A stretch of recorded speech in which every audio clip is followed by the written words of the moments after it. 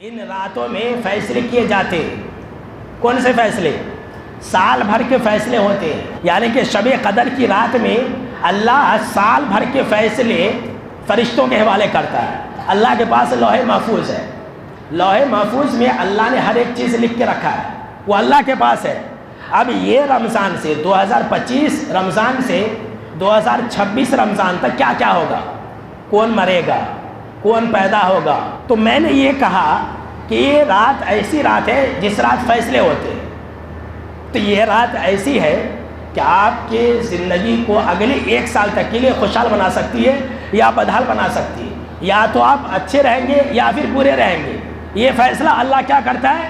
فرشتوں کے حوالے کر دیتا ہے۔ اگر آپ یہ چاہتے ہیں کہ آئندہ سال آپ اچھا رہنا، تو آپ کو میں کچھ دعائیں بتلا دیتا ہوں، وہ دعائیں پڑھیے۔ یہ ایسی رات ہے آپ کا فیصلہ ہوگا، یہ سال بھر آپ کیا کمائیں گے، کیا کھائیں گے، کیا روزی کمائیں گے، یہ ساری باتوں کا فیصلہ اس رات میں ہوتا ہے۔ آپ مریں گے کہ آپ زندہ رہیں گے، آپ کی بچی کی شادی ہوگی نہیں ہوگی، یہ ساری باتیں جو ہے اس رات میں فیصلے کیا جاتے ہیں۔ اچھا، اس رات میں جب فیصلے کیے جاتے ہیں، اللہ فیصلے فرشتوں کے حوالے کرتا ہے، تو سب سے پہلے ہم کو اور آپ کو اپنے لیے پوری زندگی میں خوشی مانگنا ہے، اللہ سے ایک دعا کرنی ہے۔ کیا کرنی ہے؟ سب سے پہلی دعا اللہ سے ہمیں یہ کہنا ہے کہ اے اللہ تیرے پاس لوح محفوظ ہے۔ یہ عربی میں ہے، میں اس کا معنی بتلا رہا ہوں۔ اے اللہ تیرے پاس لوح محفوظ ہے، آج کی رات تو فیصلے کرنے والا ہے۔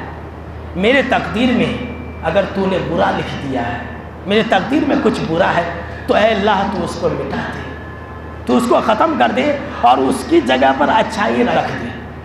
اس لیے کہ اے اللہ تیرے پاس ہی ام الکتاب ہے، تو جو چاہتا کرتا ہے۔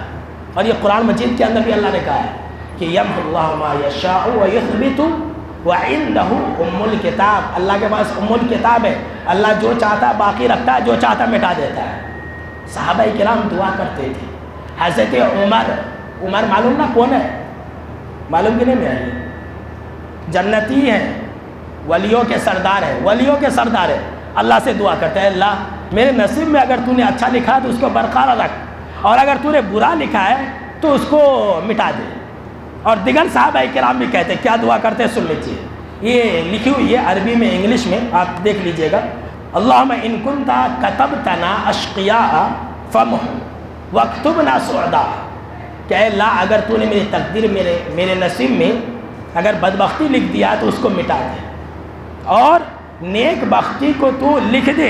وَإِن كُنْتَ كَتَبْتَنَا سُعْدَاءَ فَأَثْبِتْنَا، اور اے اللہ اگر نیکی کو تو نے میری تقدیر میں لکھ دیا میں پورے سال بھر اچھا رہوں گا، تو اے اللہ تو اس کو باقی رکھ۔ اللہ اکبر، کتنی بہترین دعا ہے۔